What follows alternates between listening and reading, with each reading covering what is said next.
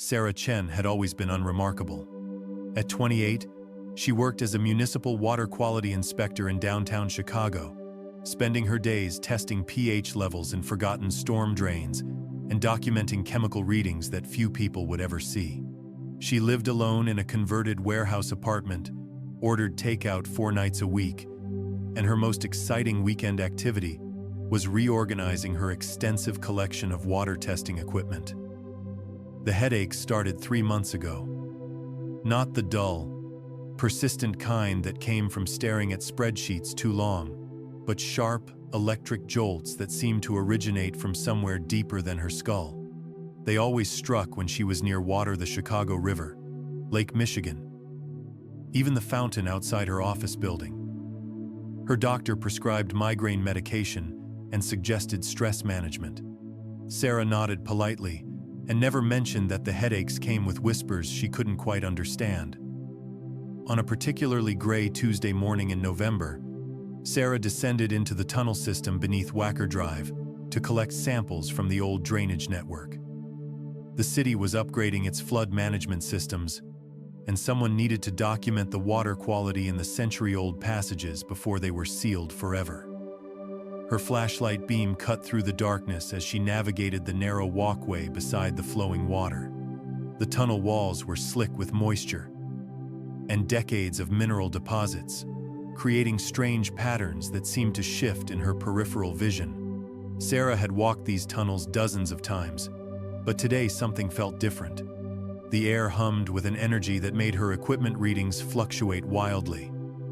The headache hit like a lightning strike.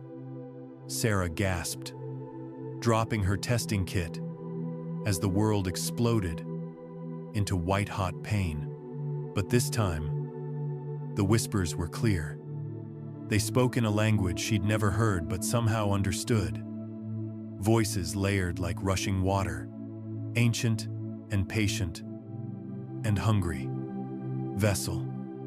The word echoed through her mind as Sarah pressed her palms against the cold tunnel wall, trying to steady herself. Vessel. For what? The pain began to ebb, leaving behind a strange clarity she'd never experienced.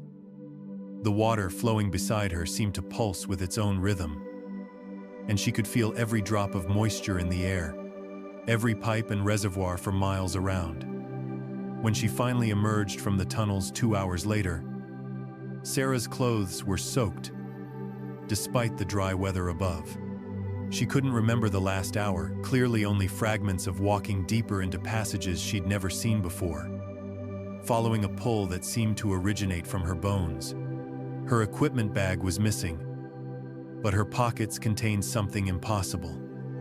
A small clay tablet covered in symbols that hurt to look at directly. That night, she dreamed of water. Not the industrial flow of Chicago's drainage system, but vast oceans beneath the earth, older than humanity itself.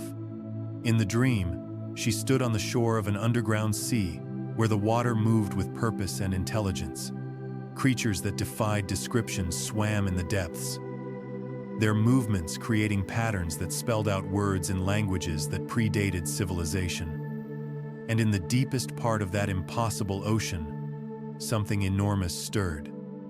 Sarah woke with salt on her lips and the taste of copper in her mouth. The clay tablet sat on her nightstand, its symbols somehow more comprehensible in the pre-dawn darkness. She could read fragments now. When the waters rise, the vessel shall carry the dreamer beneath wakes.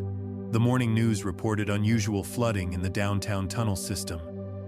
Several blocks had lost water pressure, and city engineers were baffled by the failure of recently upgraded pumping stations.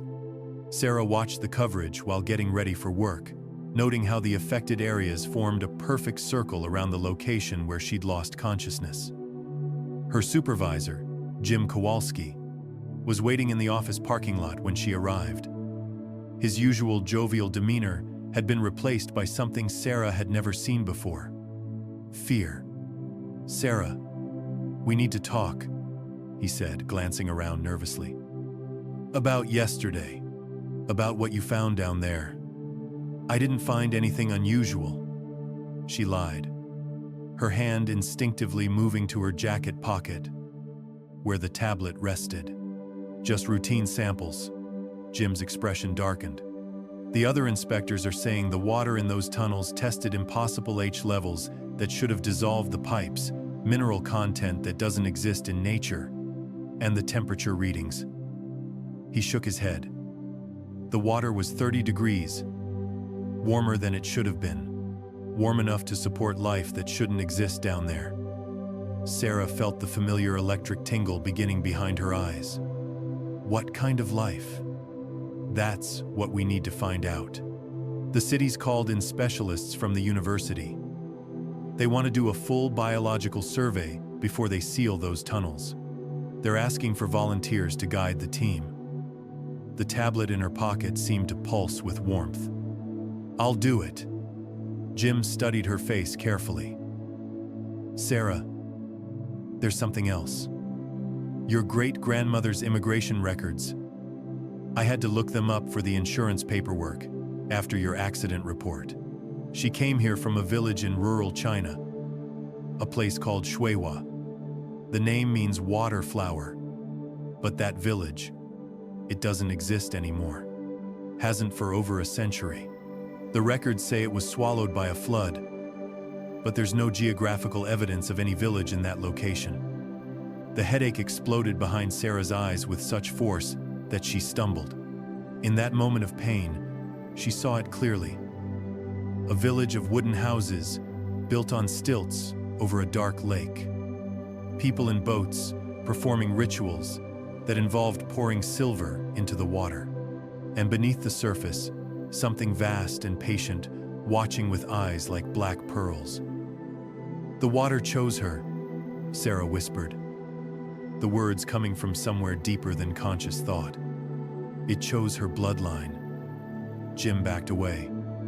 Sarah, what are you talking about? But Sarah was already walking toward the building, her mind suddenly clear with purpose.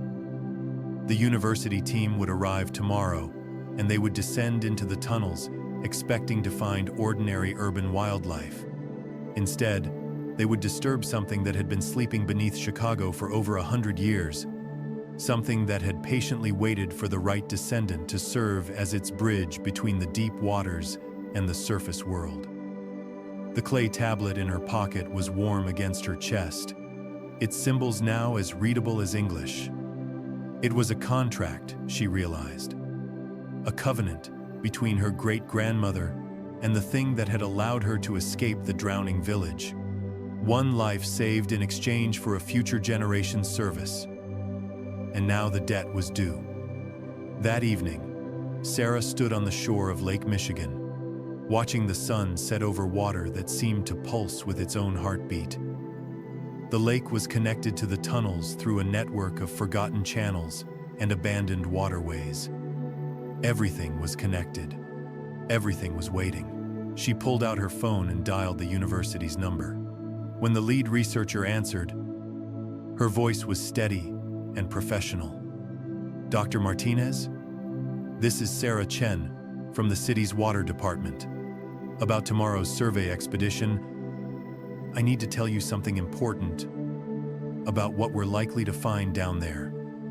Behind her, the waves lapped against the shore with a rhythm that sounded almost like breathing. In the distance, she could see the lights of the city. All those people going about their evening routines with no idea that their entire world was about to change. The water was rising, both literally and metaphorically. The pumping stations were failing because they were supposed to fail. The floods were coming because they had always been coming. And Sarah Chen, unremarkable municipal employee, was about to become the herald of something vast and ancient that had been dreaming beneath the surface of the world for far too long. The vessel was ready. The sleeper was stirring. And the water, patient and eternal, was finally ready to reclaim what had always been its own.